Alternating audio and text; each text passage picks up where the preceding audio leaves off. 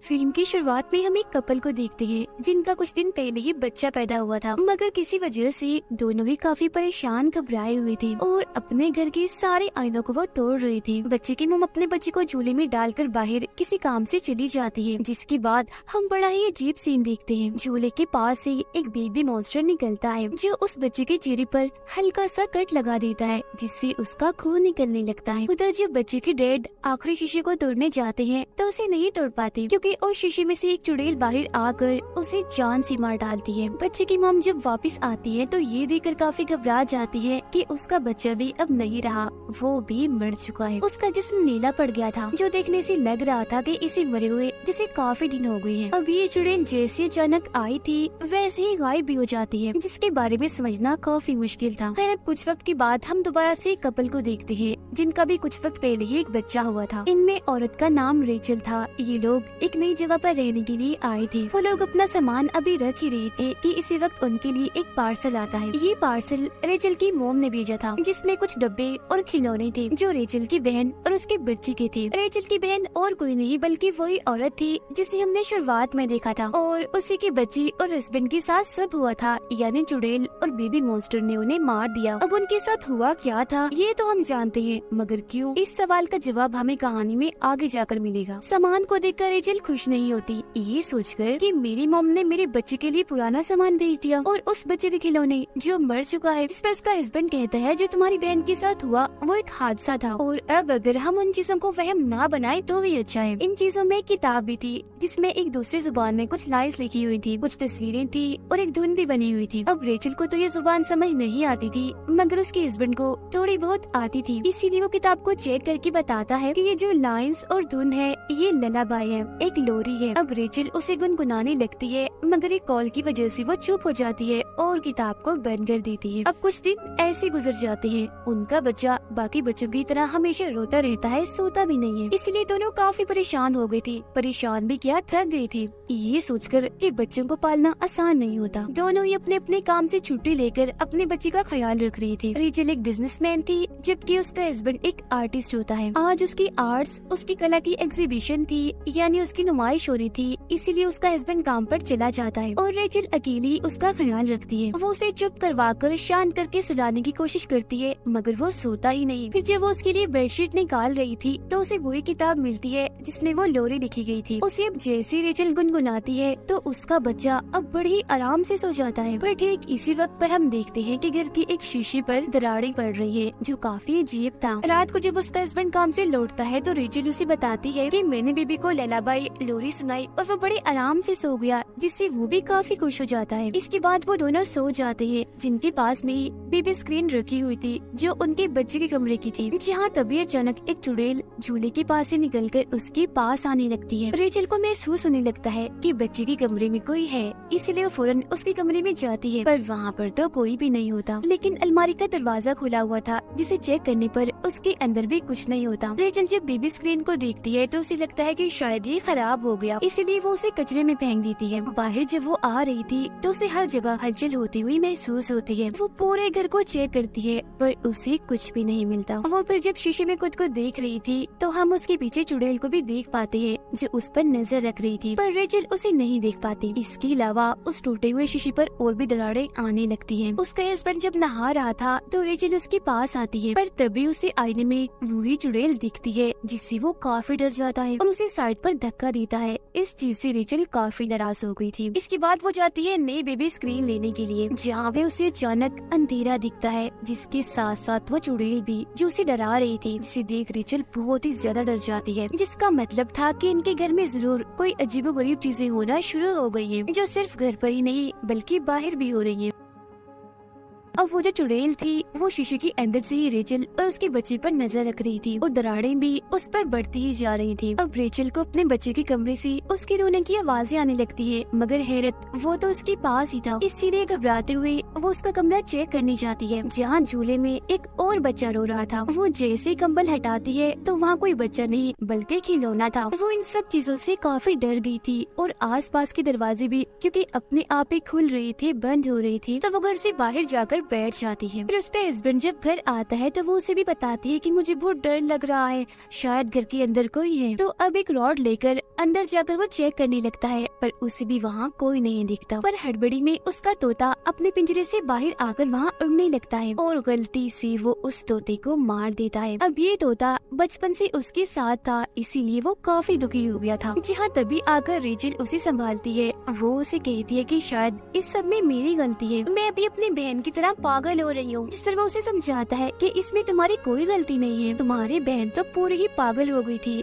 जिसने हफ्तों तक अपने बच्चे की लाश को ढक कर रखा। तुम तो उसके जैसे बिल्कुल भी नहीं हो, तुम मत घबराओ। अब वो बताती है कि मुझे कोई चुड़ैल जैसी औरत दिखती है जो मुझे डराती है। जिस पर उसका हस्बैंड उसी किताब में रेचल को एक औरत दिखाता है और पूछता है कि क्या यही वो औरत है, क्योंकि ये मुझे भी दिखी थी जब मैं नहा रहा था। और ये किताब वाली औरत और कोई नहीं बल्कि वही चुड़ैल थी। दोनों ही काफी टेंशन में आ जाते हैं, पर किसी तरह खुद को संभालते हुए वो ये फैसला करते हैं कि ये जो कुछ भी है हम इसे साथ ही झेलेंगे और मिलकर ही इसका खात्मा करेंगे। अब रात को रेचल के हस्बैंड को अपने बच्चे के रोने की आवाज बाहर से आती है, जबकि वो तो उनके साथ ही सोया हुआ था। तब वो नींद में उठकर अपने बच्चे को चुप करवाने के लिए चला जाता है और घर से बाहर उस जगह पर आ जाता है जहाँ इन्होंने किताब को फेंका था। दरअसल रोने की आवाज इसी किताब में से आ रही थी जो उन लोगों को अपने पास बुलाना चाहती थी। और अब उसका हस्बैंड किताब को लेकर वापिस आ जाता है। सुबह जब रेचल सो रही थी तो उसके पास उसका बच्चा भी था जो अचानक से ही गायब हो जाता है। बच्चे की आवाज चादर के अंदर से आ रही थी, इसीलिए वो अंदर ही अपने बच्चे को ढूंढने लगती है। जहाँ उसे अपना बच्चा मिल तो जाता है मगर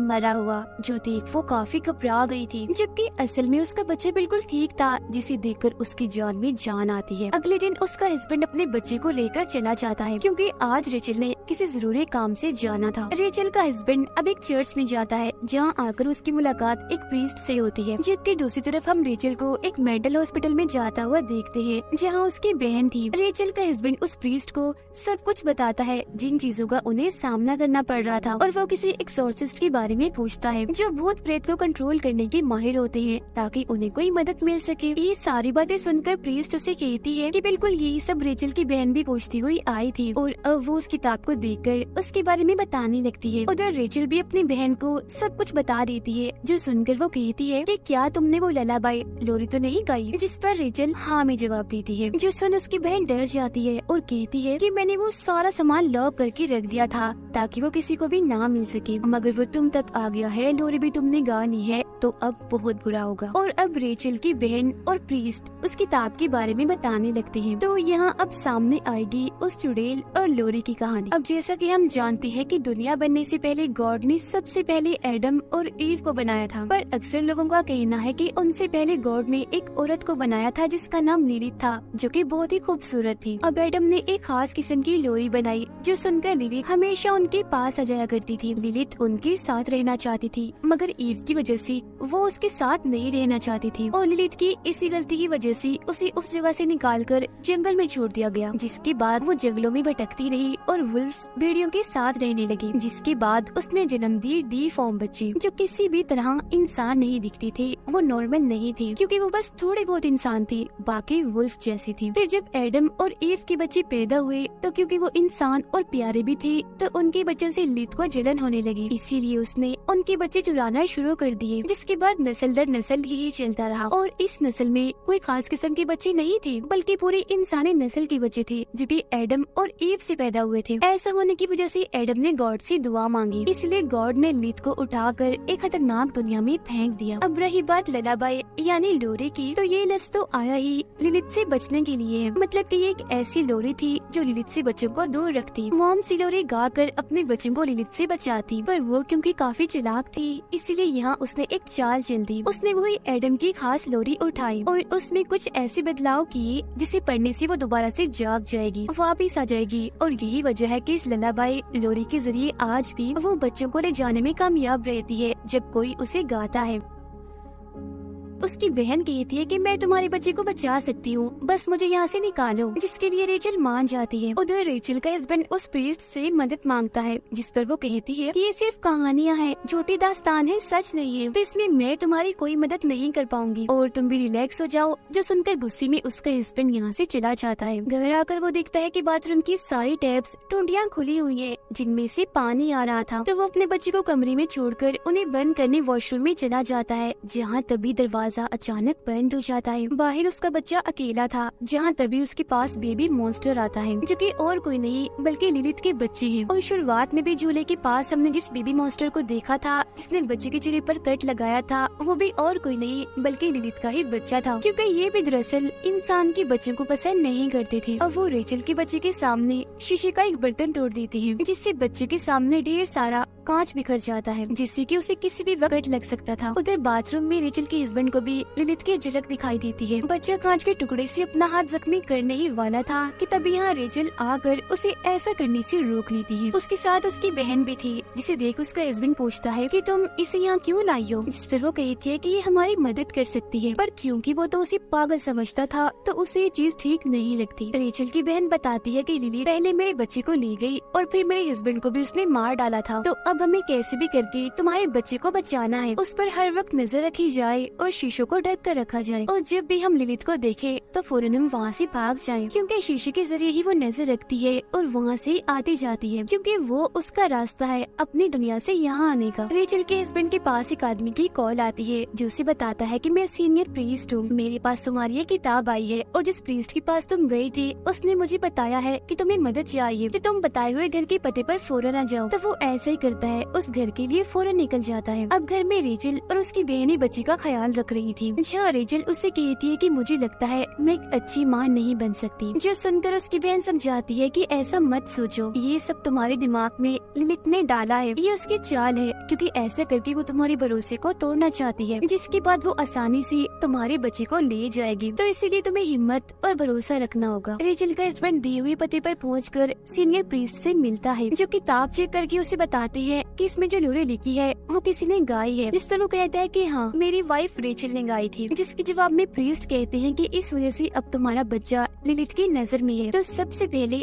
तुम्हें अपने बच्चे को लिलित से बचाना है। और हाँ, वो बच्चे को सीधा डायरेक्ट आकर नहीं ले जाती, उसे नहीं मारती, बल्कि उसका प्रोसेस किसी रिचुअल जादू की तरह होता है, जिसे पूरा करके ही वो बच्चे तक पहुंच सकती है। इस रिचुअल में 3 स्टेप्स होते हैं, जिनके पूरा होते ही इस दुनिया का दरवाजा खुलता है और वो आ जाती है। पहला स्टेप था उस लोरी को गाना, फिर दूसरा घर में किसी जानवर परिंदे का खून बहना, जिस पर फौरन रेचल का हस्बैंड कहते हैं कि हाँ मेरे तोते का खून बहा था, वो मर गया है, जिसका मतलब था कि अब आखिरी तीसरा स्टेप ही बचा है रिचुअल पूरा होने में, और वो है उनकी बच्ची का एक बूंद खून बहना। जब ऐसा होगा तो लिलित उसे लेने आ जाएगी, यानी कि शुरुआत वाले बच्चे को जो कट लगा था उसके खून बहने की वजह से लिलित उसे ले जा पाई थी, और ये सब और कोई नहीं बल्कि लिलित के बच्चे करते हैं। और उन्होंने रेचल के बच्चे के सामने भी ग्लास का बर्तन इसलिए तोड़ा था ताकि उसका खून बहे और रिचुअल पूरा होते ही लिलित आकर उसे ले जाए।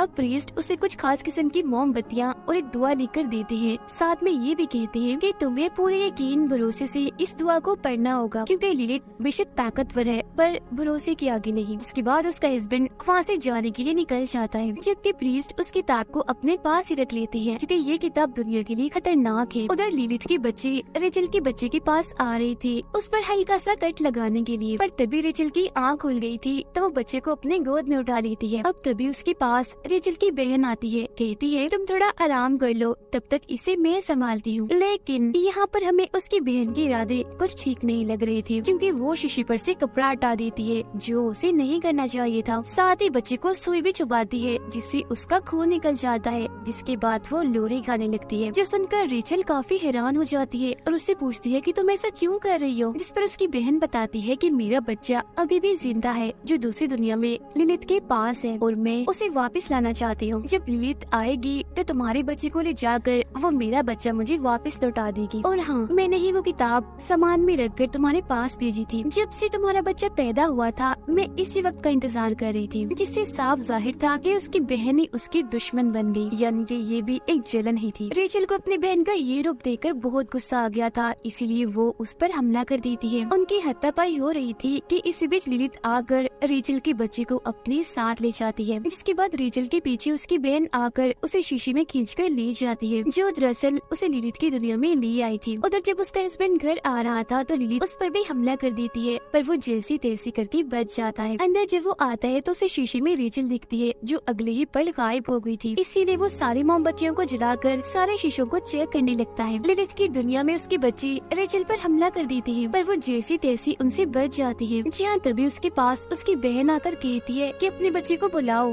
पूरा यकीन यकीन से, क्योंकि ऐसा करके ही हम उसे ढूंढ पाएंगे और दोनों बच्चों को बचा पाएंगे। अब रेचल जैसे अपने बच्चे का नाम लेती है तो उसे उसकी आवाज भी आने लगती है, जिसका वो पीछा करने लगती है। लिलिथ फिर रेचल के हस्बैंड पर हमला करने के लिए आती है और उन मोमबत्तियों को भी बुझा देती है, मगर जब वो धुआं पड़ने लगता है वो भी पूरे यकीन के साथ, तो मोमबत्तियां दोबारा से जल जाती है, जिस वजह से लिलिथ वहाँ से चली जाती है। उधर रेचल एक कमरे में जाती है जहाँ उसे अपना बच्चा भी मिल जाता है, पर तभी इधर लिलिथ आकर उस पर हमला करके बच्चे को उससे छीन लेती है। उसकी बहन भी वहाँ आ चुकी थी, जो लिलिथ पर हमला करके बच्चा लेती है और रेचल के हाथ में देकर कहती है कि जल्दी करो, भाग जाओ यहाँ से। खुद वो लिलिथ को रोकने में लग जाती है, पर अपनी खतरनाक लोरी को सुनाकर लिलिथ उसे भी मार डालती है। उधर जब रेचल भाग रही थी तो सारे शीशे टूटने लगते हैं, जिनसे बचने के लिए रेचल अब और भी तेज भागने लगती है। यहाँ उसकी मदद कर रही थी उसके हस्बैंड की दुआ करने की आवाजें, और अब इससे पहले उसके घर का भी शीशा टूटता वो पहले ही उसे पार करके वापस आ जाती है। अब लिलिथ भी उन पर हमला करने के लिए आईने से बाहर आने लगती है, पर अब वो दोनों मिलकर एक साथ दुआ को दोहराने लगती हैं और उसे इस दुनिया में आने से रोक देती हैं। इसके बाद लगता है कि सब कुछ शांत हो गया था,